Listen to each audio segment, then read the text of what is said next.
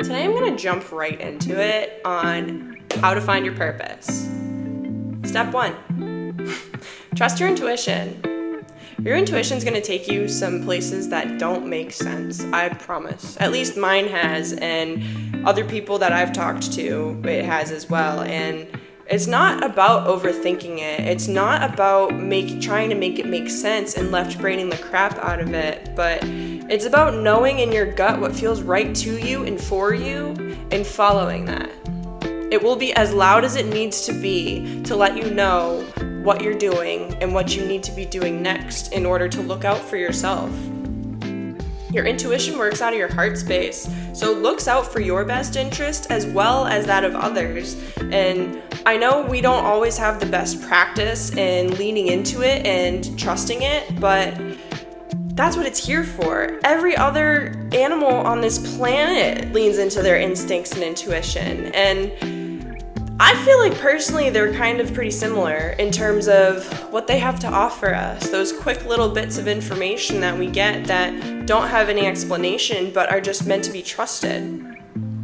And by doing these things, hindsight is always 20/20. It will always make way more sense once you're through and once you're past the step of trusting it and a few steps into the process of it as to how everything is truly divinely orchestrated, especially when you follow your gut, because that is your compass. Another component of finding your purpose is understanding that it has nothing to do with your career. It has nothing to do with the way that you can provide value or be ranked in some system. It all has to do with how you feel.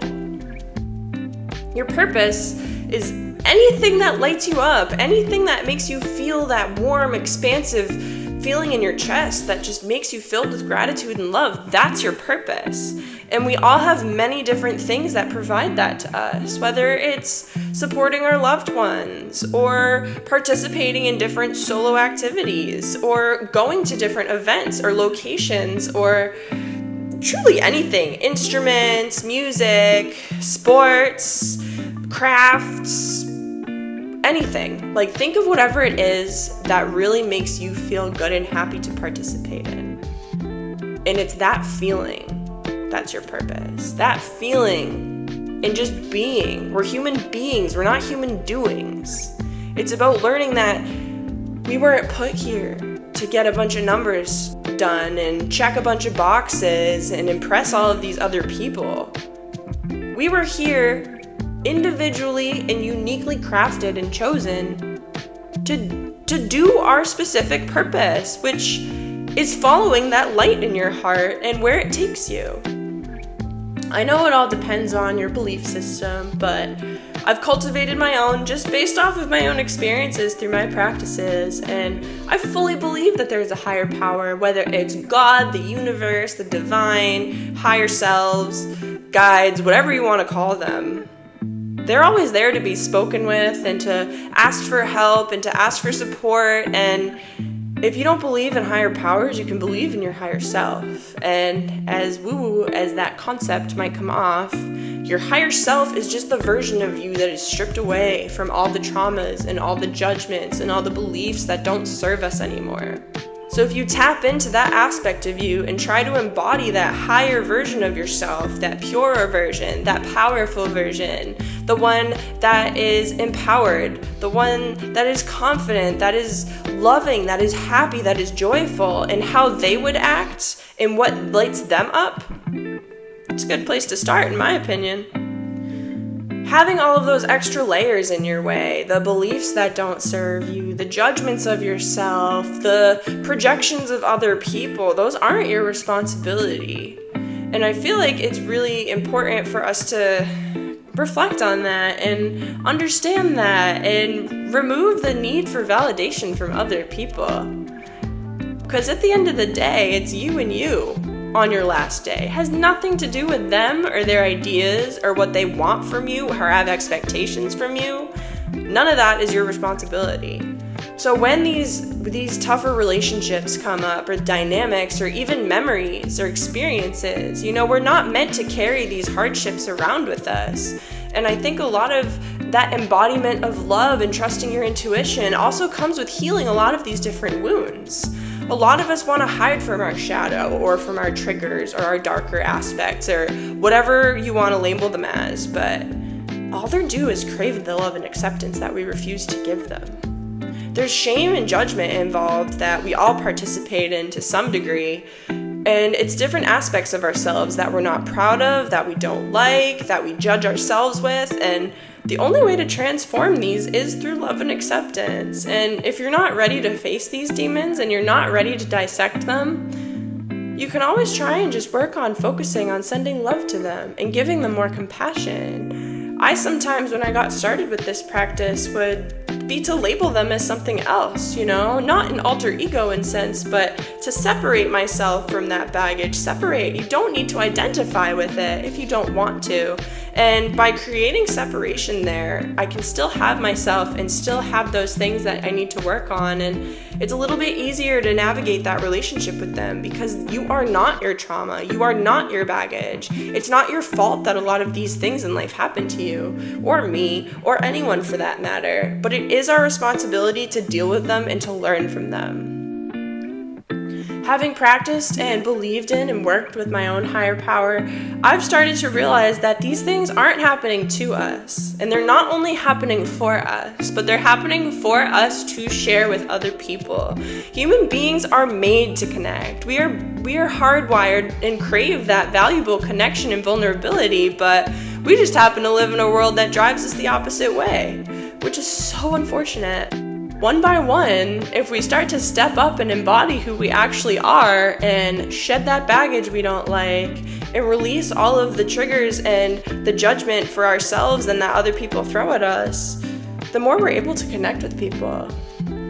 I know I can't be the only one that feels this way, but I know a lot of people, maybe yourself included, struggle with trying to please other people, trying to live up to these expectations that we don't even want to embody ourselves.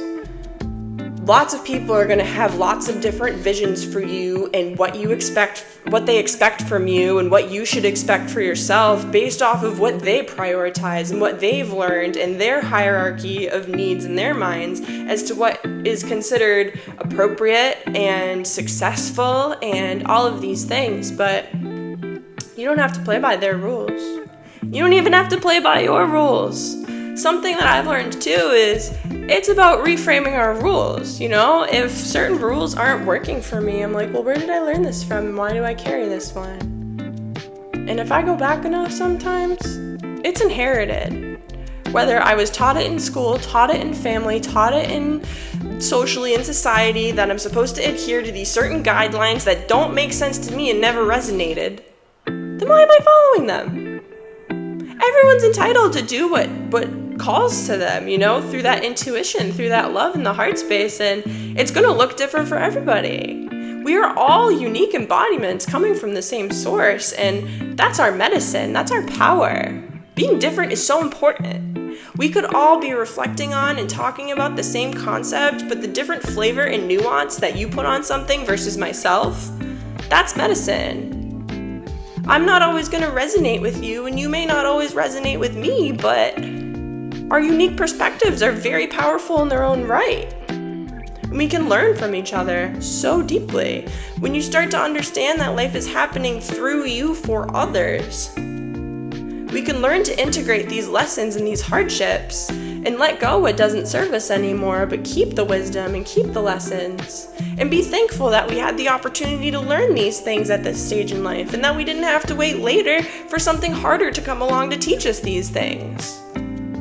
But if we're able to then also share that wisdom with other people, make their lives a little bit easier, a little bit smoother, make them feel a little more connected or loved or safe, then how powerful is that? Instead of burying in some of these traumas and just deciding to pretend they don't exist, we could take the medicine from them and share that medicine too. And that's what I'm here to do with you. I've had lots of reflections lately on what a purpose is and how to find it, and through following my intuition on these crazy different places, I'm learning that your purpose is in the small moments. It's not in the achievements.